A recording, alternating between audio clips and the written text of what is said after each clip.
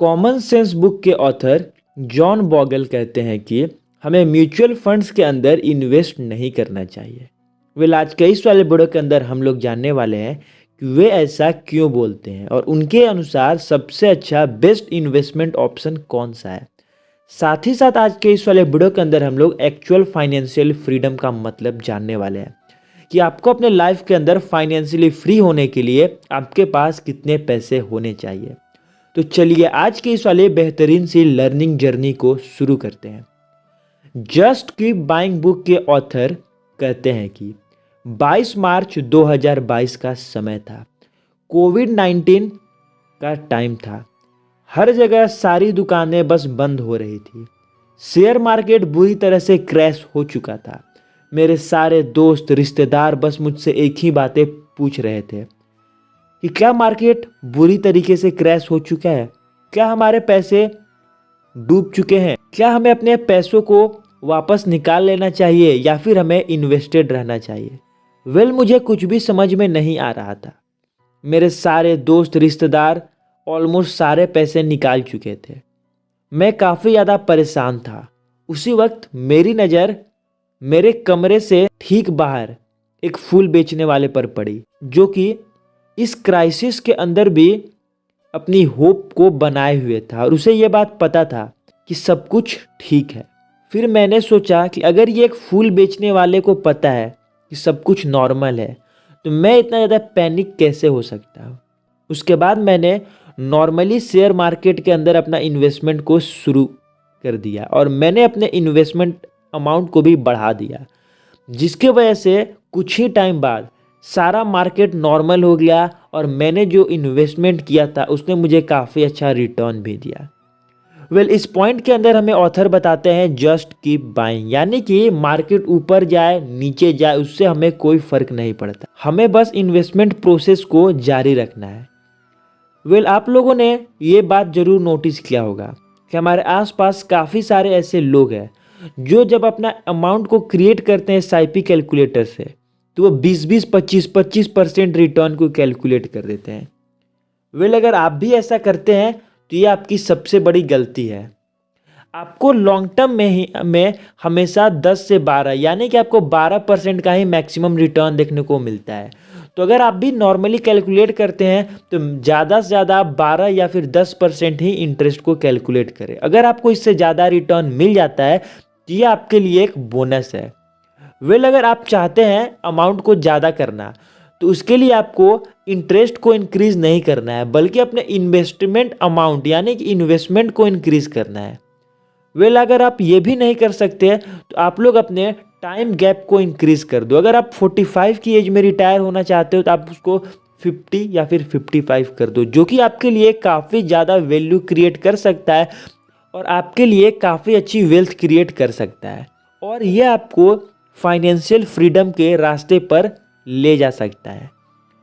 आप लोगों ने यूट्यूब के अंदर या फिर अपने रियल लाइफ के अंदर भी फाइनेंशियली फ्रीडम इस शब्द को काफ़ी ज़्यादा सुना होगा। तो बात कर लेते हैं कि एक्चुअल फाइनेंशियल फ्रीडम क्या होता है। आपको अपने लाइफ के अंदर फाइनेंशियली फ्री होने के लिए कितनों पैसों की ज़रूरत पड़ती है। फाइनेंशियल फ्रीडम का मतलब हर किसी के लिए अलग होता है। अगर मुकेश अंबानी है तो उसके लिए फाइनेंशियल फ्रीडम शब्द का अलग मतलब है और एक नॉर्मल मिडिल क्लास फैमिली के लिए अलग है। फाइनेंशियल फ्रीडम का मतलब होता है कि आप अपने लाइफ के अंदर जो आप नॉर्मल जॉब करते हैं या फिर बिजनेस करते हैं, आप अगर उसको ना भी करें तो भी आपको कोई भी दिक्कत ना हो। जैसे कि सपोज आपकी ईयरली एक्सपेंसेस है 5 लाख रुपीज़। अगर आप बिना कोई वर्क किए, बिना एक्टिवली कोई भी वर्क में इन्वॉल्व हुए अगर आप इतने पैसे जनरेट कर लेते हैं, इसका मतलब है कि आप अपनी लाइफ के अंदर फाइनेंशियली फ्री हैं। इसका मतलब है हर एक व्यक्ति के लिए फाइनेंशियल फ्रीडम का डिफिनेशन अलग होता है। अगर आपकी एक्सपेंसेस 1 लाख रुपए हैं तो आपके लिए फाइनेंशियल फ्रीडम का मतलब 1 लाख ही है, यानी कि आपको ईयरली 1 लाख रुपए की बस ज़रूरत है। अब हम लोग बात कर लेते हैं earn more spent less point के बारे में। दो दोस्त हैं, एक का नाम है रोहन और दूसरे का नाम है सोहन। जो रोहन है वो एक टेक कंपनी के अंदर वर्क करता है और दोनों मुंबई जैसे बड़े शहर के अंदर रहते हैं। जैसे ही उसको सैलरी मिलती है वो अपने मैक्सिमम वेल्थ को क्लब में, महंगे क्लोथ्स में, कार, बाइक, शो ऑफ, ये सब में खर्च कर देता है और एट द एंड उसके पास कुछ भी नहीं बचता है। जो हमारा सोहन है वो हर जगह बार्गेनिंग करता है और अपनी मैक्सिमम पैसे को बचाने की कोशिश करता है, लेकिन मुंबई जैसे बड़े शहर के अंदर अपना लाइवलीहुड को मेंटेन करना काफ़ी मुश्किल है। और वो अपने खाली समय में काफ़ी ज़्यादा एंजॉय भी करता है और एट द एंड उसके पास भी कुछ भी नहीं बचता है। इस एग्जाम्पल के अंदर जो रोहन है उसको अपनी स्पेंडिंग हैबिट्स को कंट्रोल करने की ज़रूरत है और अपने इन्वेस्टिंग हैबिट्स को स्टार्ट करने की ज़रूरत है। और जो यहाँ पे हमारा सोहन है उसको साइड हसल से अपनी वेल्थ को इंक्रीज करने की ज़रूरत है, यानी कि अपनी एक्स्ट्रा इनकम को जनरेट करने की ज़रूरत है।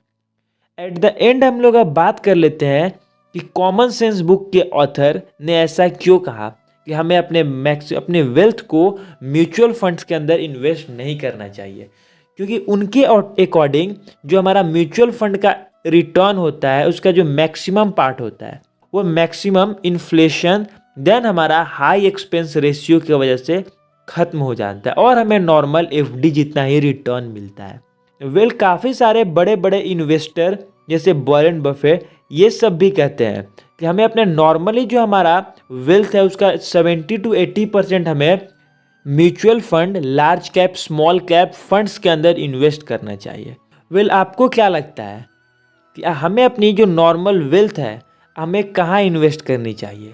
हमें म्यूचुअल फंड में इन्वेस्ट करना चाहिए या फिर नहीं करना चाहिए? आप लोग नेक्स्ट वीडियो किस टॉपिक पर देखना चाहते हो ये कमेंट करके ज़रूर बताना। तब तक के लिए कीप लर्निंग, कीप ग्रोइंग।